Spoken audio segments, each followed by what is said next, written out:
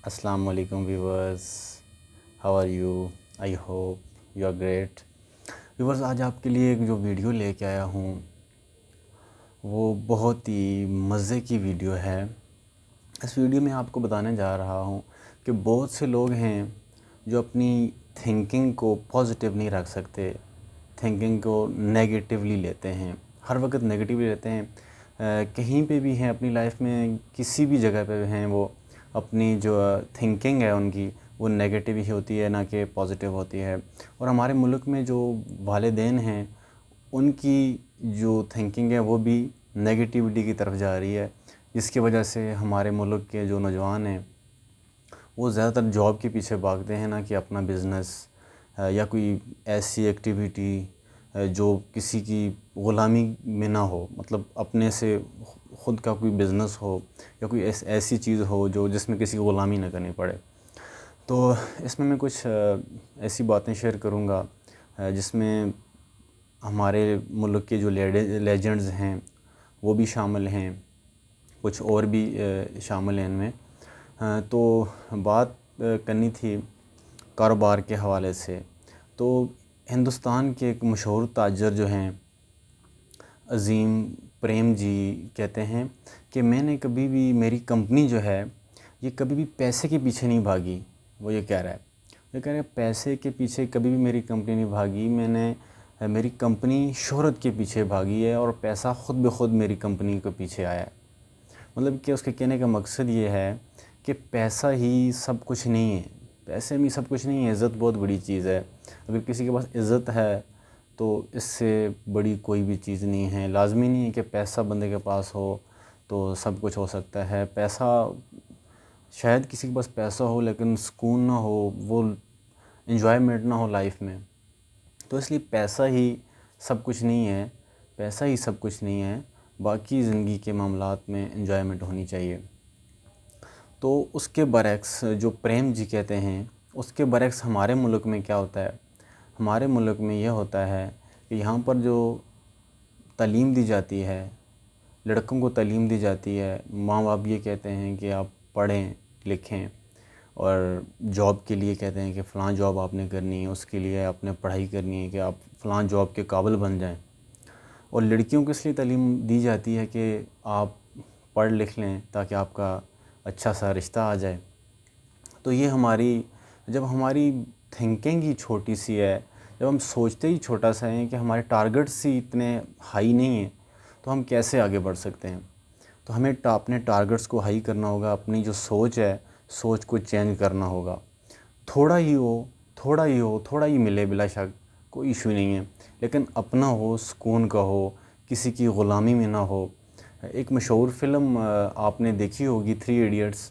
उसके जो है ना एंड पे जो फ़ोटोग्राफ़र है वो अपने वालिद को कहता है, थैंक्स फादर, थैंक्स फादर, अब मैं वो काम करूँगा जिसमें इनकम भले थोड़ी हो लेकिन जिसमें मेरा जज्बा हो, जुनून हो, मेरे दिल को तसल्ली हो, मैं वो काम करूँगा। तो वो काम करना चाहिए जिसमें बंदा ख़ुद मुतमईन हो कि मैं ये काम कर लूँगा, और अंदर से जो बंदे का अंदर वाला जो है ना, वो बोले अगर कि ये काम आपके लिए है तो वो वाला काम करो। वही आपका सक्सेस है, उसी में आपने कामयाब होना है, ना कि किसी की बातों पे आके अपने आप को किसी और जगह पे एडजस्ट करवाना चाहें। ऐसा नहीं करना कभी भी। तो बाज़ औक़ात ये होता है कि हम ये सोचते हैं कि मुल्क, जो हमारा मुल्क है, इसकी हाथ की लकीर पे हमारी तकदीर लिखी होती है, लेकिन ये हम बहुत गलत सोचते हैं, क्योंकि क्या पता हमारे ही हाथ पर मुल्क की तकदीर लिखी हो। जैसे कायद आज़म मोहम्मद अली जिन्ना के हाथ पर कौम की तकदीर लिखी थी, उसने तो कौम ही बदल डाली।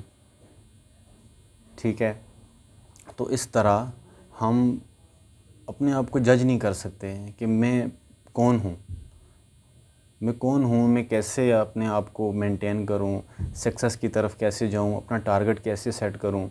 अब्दुल सत्तार ऐधी जैसे लेजेंड्स को देख लें। अब्दुल सत्तार ऐधी ने कितने अच्छे अच्छे काम किए हैं, कितने यतीमों के बाप बने हैं, कितने बेसहारा लोगों को सहारा दिया है, कितने मुर्दा लोगों को कफन दिए हैं, कितने लोगों का सहारा बने हैं।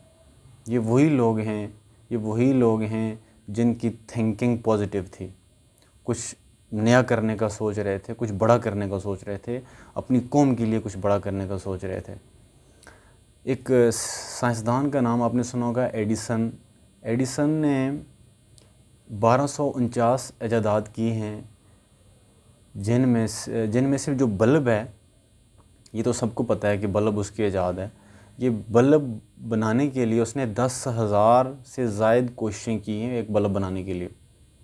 और जो बैटरी बनाई है उसने, बैटरी पे इसने उससे भी ज़्यादा कई बार, पता नहीं कितनी दफ़ा मतलब कोशिश की है बनाने के लिए।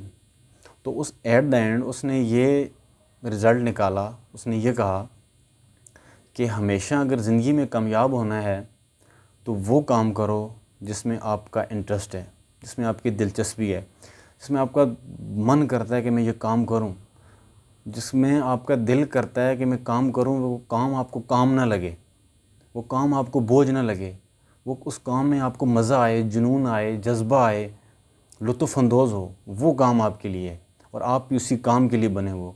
रब ने आपको बनाया ही उसी काम के लिए जिस काम में आप खुशी के साथ, मज़े के साथ काम करते हो। डिप्रेशन नहीं आता आपको जिस काम में डिप्रेशन नहीं आता, वो काम आपके लिए है। और जिस काम में डिप्रेशन है, जो काम आपको थका देता है, वो काम आपके लिए नहीं है, उस काम के लिए आप नहीं बने हुए हो।